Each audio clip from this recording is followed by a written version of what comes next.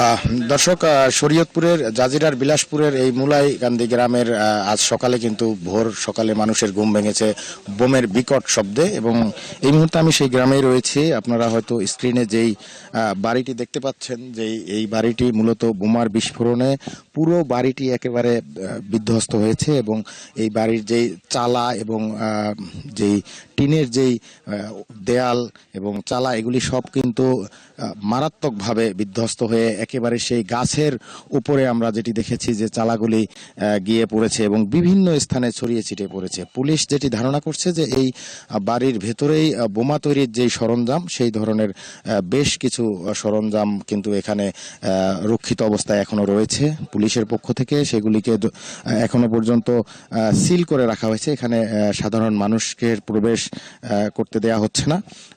তবে তাদের যে বিশেষজ্ঞ টিম, তারা এখানে আসবে, তারপরেই মূলত এই বিষয়টি সম্পর্কে তারা নিশ্চিত হতে পারবে। তবে এখন পর্যন্ত যেটি দেখা যাচ্ছে যে এই বাড়িটির ভেতরে এখনো পর্যন্ত বস্তা ভর্তি অবস্থায় বেশ কিছু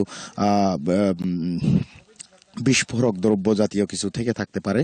তবে ভিতরে নিরাপত্তার স্বার্থে কাউকে এখনো যেতে দেওয়া হচ্ছে না। আর এই ঘটনায় আজ সকালে কিন্তু ঠিক যেই জায়গাটিতে এই বাড়িটি বিধ্বস্ত হয়েছে, তার থেকে খানিকটা দূরে, হয়তো 200 মিটার দূরেই একটি ফসলি মাঠের ভেতর থেকে সুহান ব্যাপারী নামে একজনের মরদেহ উদ্ধার করেছে পুলিশ। এবং যার মরদেহটি উদ্ধার করা হয়েছে, সেই সুহানের শরীরেও কিন্তু বোমার স্প্লিন্টারের আঘাত এবং বিভিন্ন জায়গায় যেই আঘাতের চিহ্নগুলি রয়েছে, সেগুলি দেখে কিন্তু ধারণা করা হচ্ছে যে বোমার আঘাতেই তার মৃত্যু হয়ে থাকতে পারে। এছাড়াও এই ঘটনায় আরও 2 জন আহত অবস্থায় তাদেরকে উদ্ধার করা হয়েছে এবং তাদের মধ্যে একজনের অবস্থা আশঙ্কাজনক, এমনটাই কিন্তু পুলিশের পক্ষ থেকে বলা হচ্ছে। এবং তাদেরকে উন্নত চিকিৎসা দেওয়ার জন্য ঢাকায় স্থানান্তর করা হয়েছে।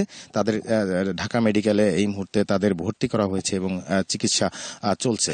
আর এখানে কিন্তু মূলত এই আজকের যেই বোমা বিস্ফোরণের ঘটনা, এটি কিন্তু এই জাজিরার বিলাসপুর এলাকার জন্য একেবারেই নতুন ঘটনা নয়। দীর্ঘ যুগের পর যুগ এই এলাকায় কিন্তু স্থানীয় চেয়ারম্যান কুদ্দুস ব্যাপারী এবং স্বেচ্ছাসেবক লীগ নেতা জলিল মাতবরের সমর্থকদের সাথে কিন্তু সংঘর্ষের ঘটনা এবং দীর্ঘদিনের বিবাদ রয়েছে। তো এই বিবাদের কারণে কিন্তু এই সংঘর্ষের ঘটনাটি ঘটে আসছে এবং এই ধরনের সংঘর্ষে কিন্তু প্রচুর সংখ্যক মানুষেরই মধ্যে নিহত এবং হতাহতের ঘটনা ঘটেছে। যার কারণে এই এলাকায় কিন্তু বিলাসপুর এলাকাটি ছোটখাটো তুচ্ছ ঘটনাকে কেন্দ্র করেও এখানে কিন্তু ব্যাপক পরিমাণে এই হাত বোমা এবং ককটেলের ব্যবহার আমরা দেখেছি। এবং বিভিন্ন সময়ে কিন্তু গণমাধ্যমের সংবাদ শিরোনাম হয়েছে এই জাজিরার বিলাসপুর। যার কারণে এই এলাকার মানুষের মধ্যেও কিন্তু খানিকটা আতঙ্ক রয়েছে। বিশেষ করে আপনি জানেন যে যেহেতু জাতীয় নির্বাচন সামনে, নির্বাচনের ঠিক পূর্ব মুহূর্তে এই ধরনের ঘটনায় কিন্তু স্থানীয় ভোটার এবং মানুষের মধ্যে কিছুটা উদ্বেগ ছড়িয়েছে। আমি অনেক সাধারণ মানুষের সাথে কথা বলেছি যারা জাতীয় নির্বাচনে তাদের ভোটাধিকার প্রয়োগ করবে। তারা যেটি বলছেন যে মূলত নির্বাচনের পূর্ব মুহূর্তে বেশ কিছুদিন যাবৎ কিন্তু এই এলাকা কিছুটা শান্ত থাকলেও গত শনিবার থেকে আবার উত্তপ্ত হয়ে ওঠে এবং দুই পক্ষের সমর্থকদের মধ্যে সংঘর্ষের ঘটনা ঘটে এবং সেখানেও কিন্তু শতাধিক হাত বোমার বিস্ফোরণ ঘটেছিল। এবং তারপরে ঠিক আজকের এই ঘটনার মধ্য দিয়ে কিন্তু আবার সেই বোমের যেই একটি ব্যবহার, সেটি কিন্তু আবারও প্রকাশ্যে এসেছে। এবং সবচেয়ে উদ্বেগের যেই বিষয়টি, যেই বাড়িটি আজ বিধ্বস্ত হয়েছে, সেই বাড়ির ভেতরে কিন্তু বোমা তৈরি করা হচ্ছিল, এমনটাই কিন্তু পুলিশের পক্ষ থেকে ধারণা করা হচ্ছে। যার কারণে এটি কিন্তু একটি উদ্বেগজনক বিষয় যেটি বলছেন স্থানীয়রা। কারণ এই যেই বোমাগুলি এখানে তৈরি করা হচ্ছিল, এই বোমাগুলি কিন্তু ভবিষ্যতে বিভিন্ন জায়গায় সংঘর্ষে বা বিভিন্ন জায়গায় হয়তো এই বোমার প্রয়োগগুলি করা হয়ে থাকতো বা প্রয়োগ করা হতো। যার কারণে ভোটারদের মধ্যে আতঙ্ক রয়েছে। তবে পুলিশের পক্ষ থেকে নিশ্চিত করা হয়েছে যে এখানে যারাই এই ঘটনার সাথে জড়িত থাকুক, তাদেরকে তদন্ত করে তাদেরকে আইনের আওতায় আনা হবে এবং এই বোমা তৈরির উৎস যেটি, সেটিকে তারা শনাক্ত করে খুঁজে বের করে। এবং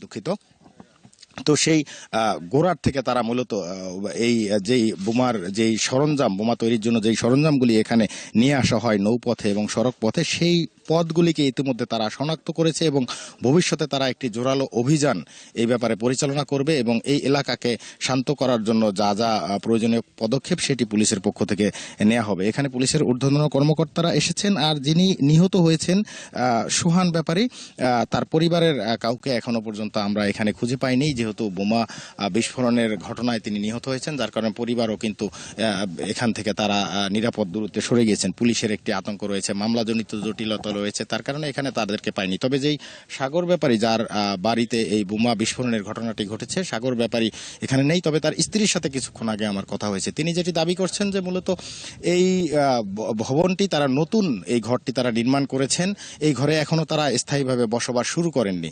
তো অনেকটা নতুন ঘরের ভেতরেই এই গত রাতের এই ঘটনা ঘটেছে। কে বা কারা এই ঘটনা ঘটিয়েছে সেই ব্যাপারে তিনি কিছুই জানেন না বলে তিনি দাবি করেছেন। এবং তিনি যেটি বলছেন যে এই কোথা থেকে এই ধরনের বোমা তৈরির সরঞ্জাম এখানে এলো বা কিভাবেই বিস্ফোরিত হলো, এই ব্যাপারে তার কোনো বিষয় জানা নেই, এমনটা কিন্তু তিনি দাবি করেছেন। এবং তার স্বামী একজন ভ্যান চালক, যিনি সকালে ভ্যান চালানোর জন্য জীবিকার তাগিদে বেরিয়ে গেছেন, এমনটা তিনি বলছেন। তবে পুলিশ ঘটনার তদন্ত শুরু করেছে, তদন্ত শেষে হয়তো প্রকৃত ঘটনা জানা যাবে। আর এই মুহূর্তে সবচেয়ে উদ্বেগের যে বিষয়টি, নির্বাচনকে সামনে রেখে নির্বাচনের আগে এই ধরনের ঘটনায় কিন্তু উদ্বেগ ছড়াচ্ছে এলাকায়, ভোটারদের মধ্যেও কিছু আতঙ্ক বিরাজ করছে। পরিবেশ পরিস্থিতি শান্ত হবে এবং পুলিশের পক্ষ থেকে প্রয়োজনীয় পদক্ষেপ নেওয়া হবে, এমনটা স্থানীয়রা আশা করছেন আইন শৃঙ্খলা রক্ষাকারী বাহিনীর পক্ষ থেকে। তো মোটামুটি এই ছিল আমার কাছে শরীয়তপুর থেকে এই জাজিরার বিলাসপুরের বোমা বিস্ফোরণের যেই ঘর উড়ে যাওয়া এবং একজন নিহত হওয়ার ঘটনার সবশেষ তথ্য। পরবর্তীতে আমরা নতুন তথ্য আমরা নিশ্চয়ই চ্যানেল 24 এর মাধ্যমে আপনাদের জানানোর চেষ্টা করব।